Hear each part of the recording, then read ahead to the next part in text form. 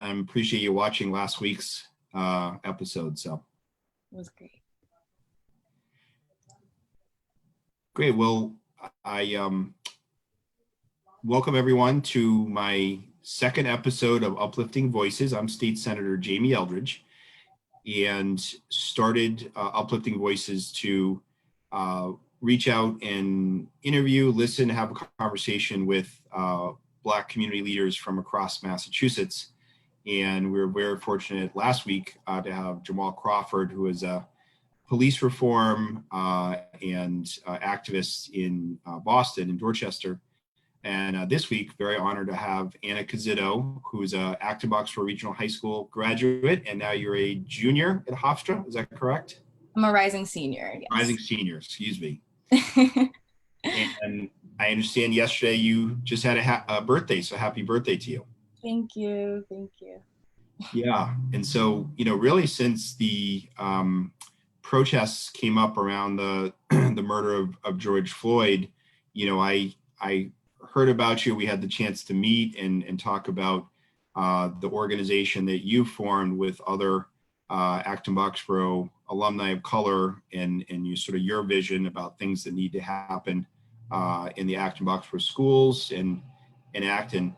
But I'm wondering if you can just introduce yourself and talk a little bit about your life and how you came to Acton-Boxborough. And again, thanks so much for being on Uplifting Voices.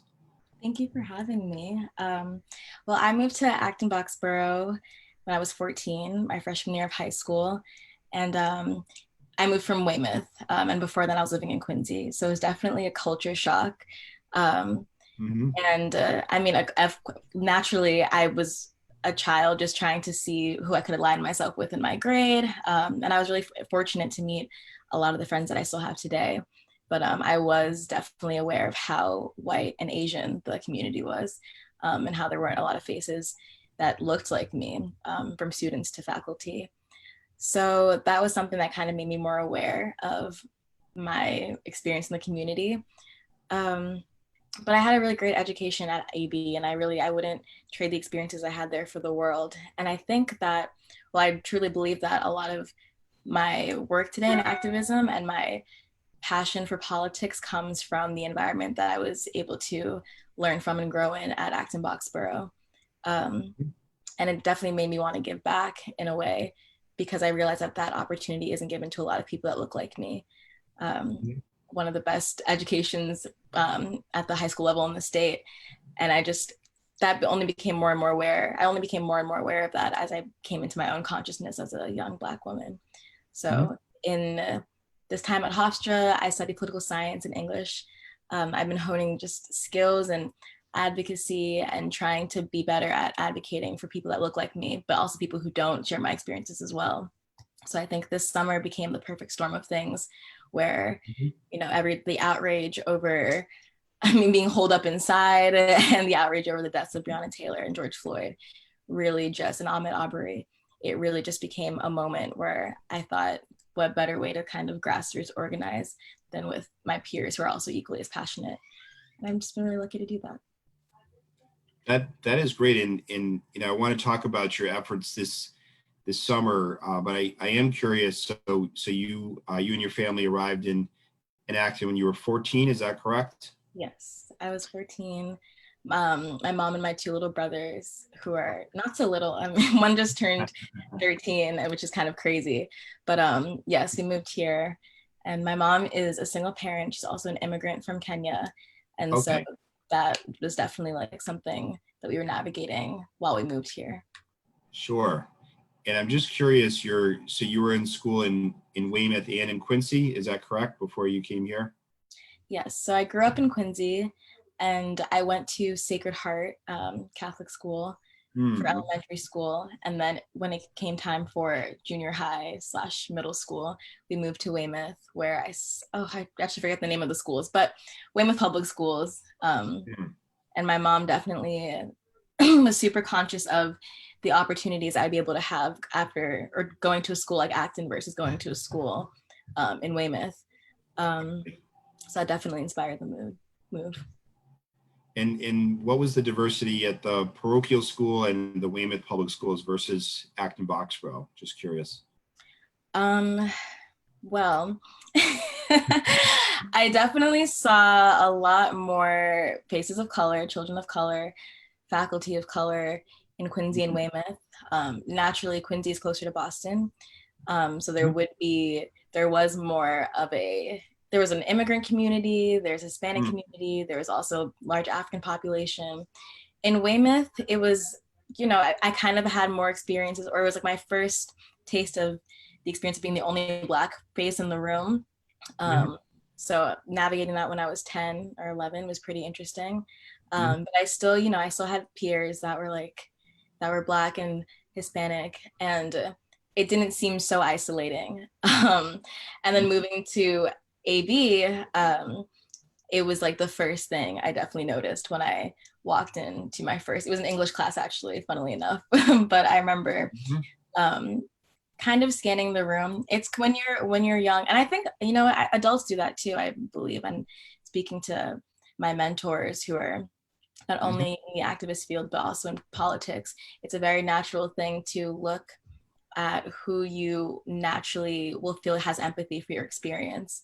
And so not really having that in high school initially was really difficult. Eventually I did find a group of peers that looked like me. And I did form really beautiful friendships with people, with white boys and girls. But I definitely did find comfort in knowing that I had a group of Black female friends who I could vent to and talk about experiences with that they would also have empathy for. And that's encouraging to hear because, as we've discussed, I went to Acton-Boxborough Regional High School. I won't mention what year I graduated, but back then, I mean, I grew up in Acton since I was age 4, but I would say there were probably most years 2, maybe 3 Black students in my entire class. So it's become 8 years ago when you came to Acton, it had become more diverse than as you said, you did have some Black classmates. Yeah, and I mean you're saying 2 or 3 when you graduated. There were 4 other, I think actually including myself, there were 4 Black female students in my grade. And I know for a fact that there were less than 10 Black students in my grade. So more diverse, but Not still much. not quite, not there yet. Yeah. And just curious, I sort of hear a mix of things about the Acton-Boxborough schools. I've heard, and this is, speaking to other Black families or graduates, I hear, some say that, all things considered, they either felt welcomed or at least they didn't have, um, racist incidents happen to them. But I've certainly talked to, other families where there have been serious issues with with teachers, with police, etc. So if I may ask, what's been your experience?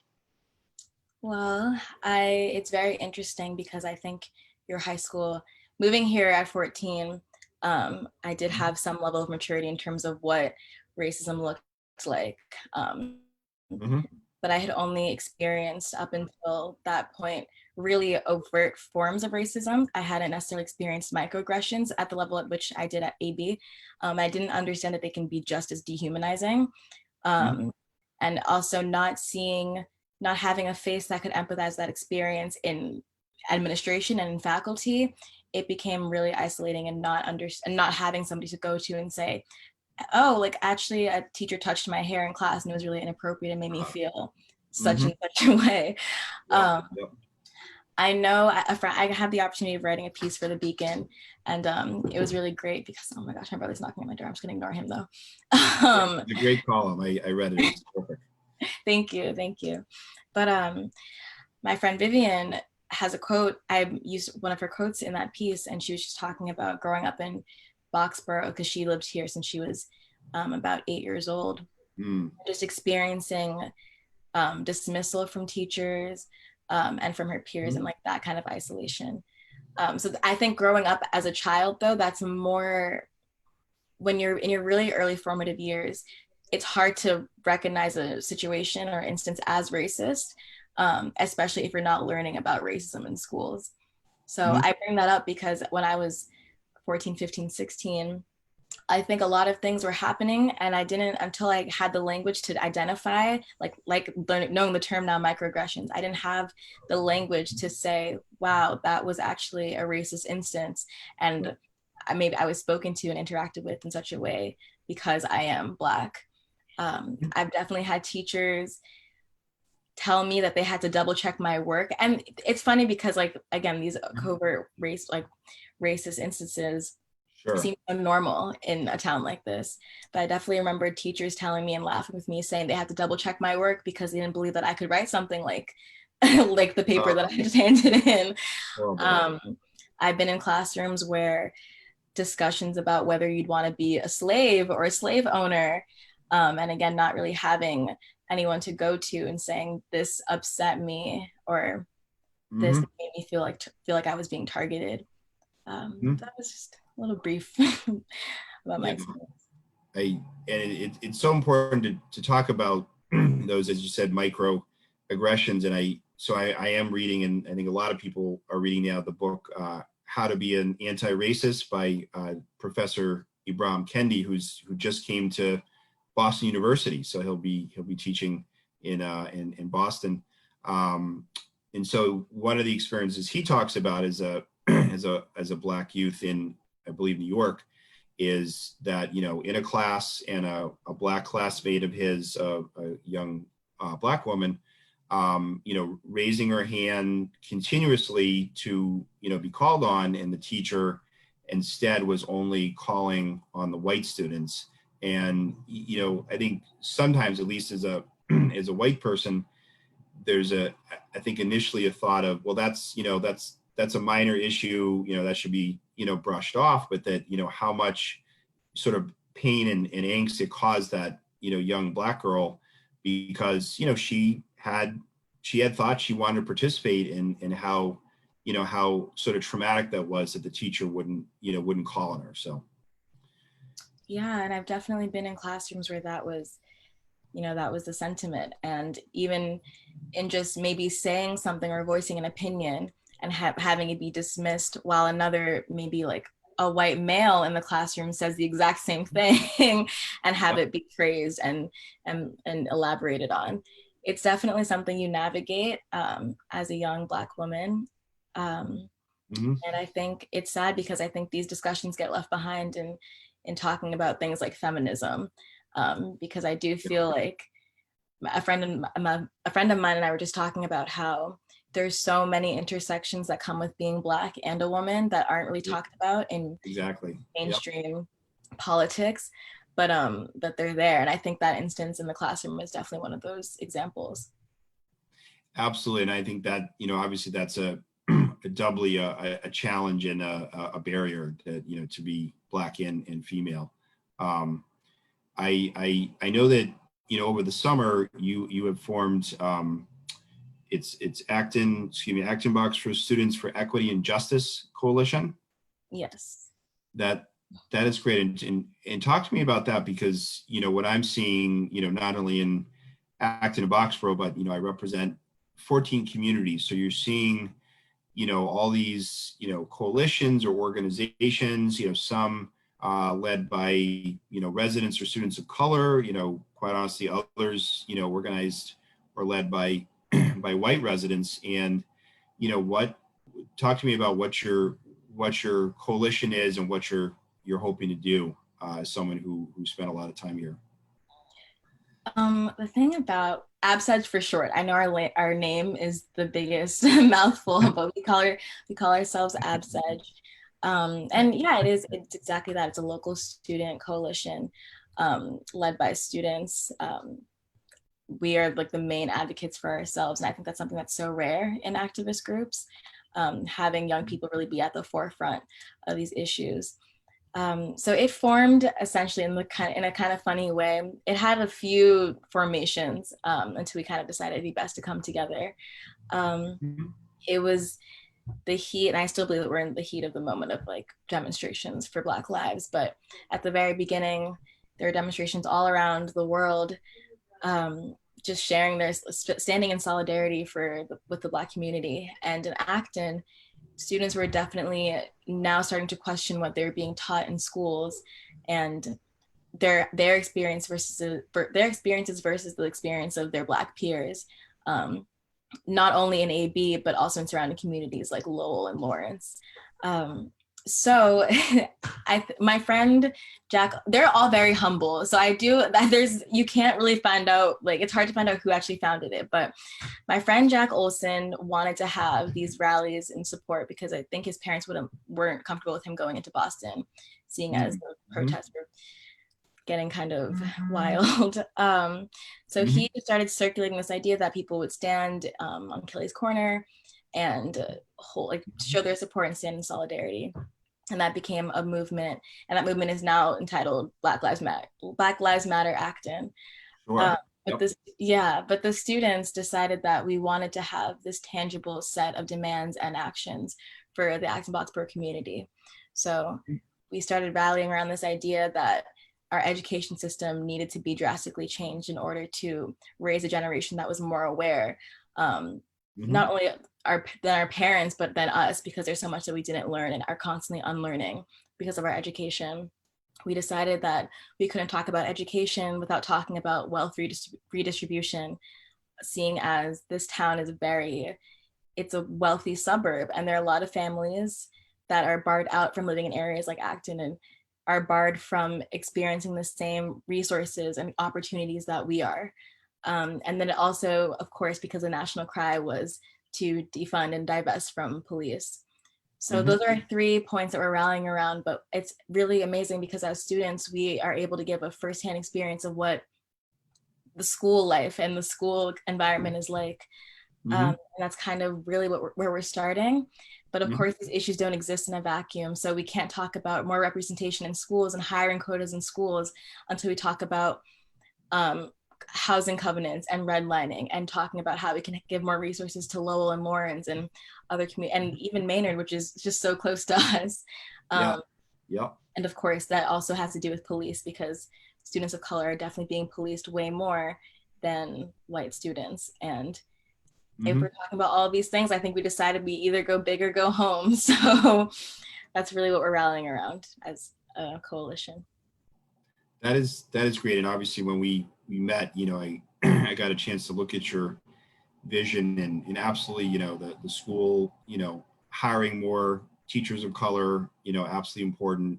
The policing, which, I know I've heard from, a opportunity I had organized by Vivian Burchall to have the conversation that, Black students or other students of color, hanging around after school, and, seeing that a police officer was checking in on them or following them more than if a group of white students were gathering, and that those things, do happen and they need to be addressed.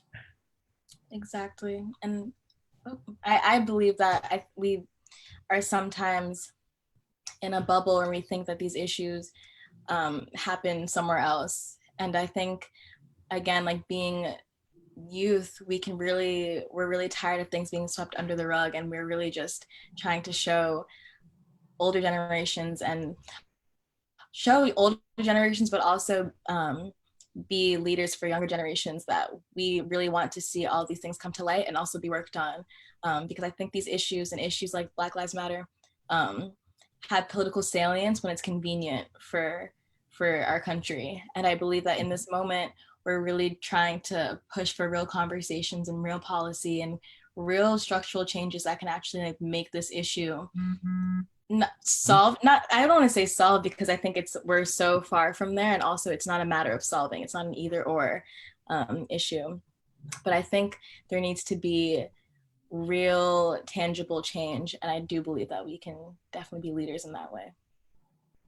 Absolutely. And I don't know if you saw the story today, but there's a Globe story that, on Monday, there was a young Black woman in Groveland, which is a small town in the Merrimack Valley, that was walking through her neighborhood, and a white neighbor started following her and said, why are you here? Your presence here doesn't makes me feel uncomfortable. And she's lived in the town of Groveland for a long time. So, these things are happening in Massachusetts, and we really need to face that. Obviously, as you said, you're a rising senior at Hofstra.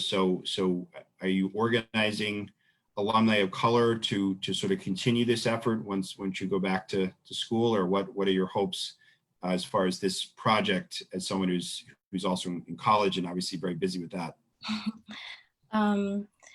The alumni will definitely always be involved, but what's so great about AbSeg is we have such a wide array of ages, and the high school students that are still students at AB have taken such a strong initiative on everything. We have them working on social media, we have them working on research, we have them, calling and sending emails to other local orgs just to have more of a solid, I guess, I keep saying forefront, but we're really at the forefront, or they're at the forefront of these issues. So it's been really amazing to see them step into their own as leaders and just carrying on. I'm so confident that when we leave and go back to school, even though we'll be checking in, we have a group of strong, passionate high school students who are coming into their own as activists and leaders. Well, that's great to hear. And, because it really needs to continue. And, of course, all alumni need to be engaged. Certainly, I have an interest in that.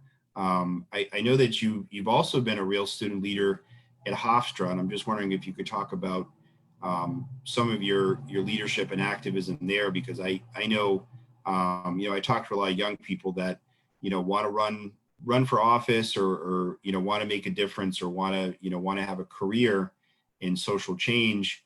But sometimes they somehow are not involved in school activities, or they graduate and they're not sure what to do. What are some of your leadership activities at Hofstra? Well, first I'll say I'm not one of the young people that will talk to you about running anytime soon. I'll still work on you. Yep. No, but I think Hofstra has been a really great experience for me, just because I've had the opportunity to work with national organizations such as Peace Action, and grassroots organizations such as the Greater Uniondale Action Coalition. What is Peace Action? So forgive me, what's Peace Action? Peace Action, it's a national organization, nonprofit, that really specializes in war and peace issues. So I had the chance to lobby with them a few years back on nuclear proliferation and issues like Yemen and the Korean War, and the lasting effects that it's had on that whole population. But they do a lot of amazing work on areas of militarism and domestic issues. They're also at the forefront of a lot of Black Lives Matter issues. So I feel really fortunate to have worked with them. I was the vice president of the chapter of Hofstra's chapter of Peace Action. And it's been, to see that whole business sides of things, even within nonprofits, has been really integral to my growth in this field, I believe. But I also have found that I love working with grassroots organizers more, because they do tend to include more of the people that they're advocating for. And I say that because I do believe that even in these nonprofit activist circles, there is still a lot of challenges that women, Black people, Black women, trans women, like everybody, all these marginalized groups face, because they do become an institution. And I do think that even in those circles, we have a long way to go in terms of actually making sure that you're including the people that you're advocating for. Otherwise, your activism will miss all the intersectionality that it so greatly needs. And that happens in grassroots organizing as well. But I believe that in grassroots, where I've seen that in grassroots organizing, you have the people that are being affected at the forefront of the issues they're advocating for. And so they best know how to serve their community. So working with GWAC for short, I got to experience really my first time seeing a Black woman as a leader, and just managing and delegating work to white people, really, and saying this is what people that look like me need, and really working to make sure that those issues get addressed in such a way that's humanizing, in a way that is effective. Yeah. And if I could add, certainly something I see, in the nonprofit sector, the activism sector, is that you have a lot of groups that, the majority of their work is perhaps to benefit or help, people of color, and yet the leadership structure, the executive director, are all are all white, and why that is, and how we have to change that. I know there's a lot of conversations going on now with the environment and clean energy groups that are almost exclusively upper middle class, and yet there's so many environmental justice issues that directly affect people of color. We know that global warming will most impact developing countries around the world, and yet the leadership structure is generally by white middle class people. And I'm really glad you said that, because going back to what we were talking earlier about, or what I was saying earlier about feminism, you can't advocate for people while leaving a whole sections of the population that are affected out of it. And so I think in terms of environmentalism,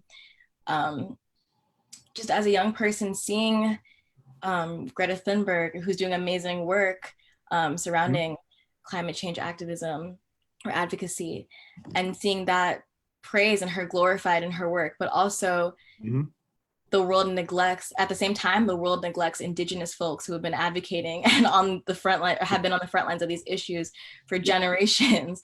I think it's amazing, ironically, how the issues that we fight against globally end up permeating the very circles that are supposed to fight against these issues.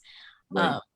And I think as a young person these days, I think I'm thinking of other issues, even gun reform, like Parkland students versus students in Chicago that are Black. Yeah, absolutely.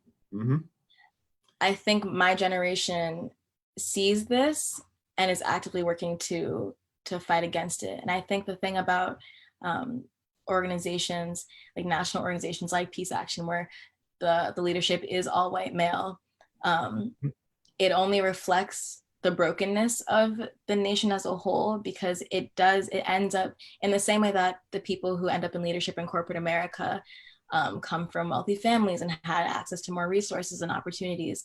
The same thing happens when it comes to politics and social justice movements.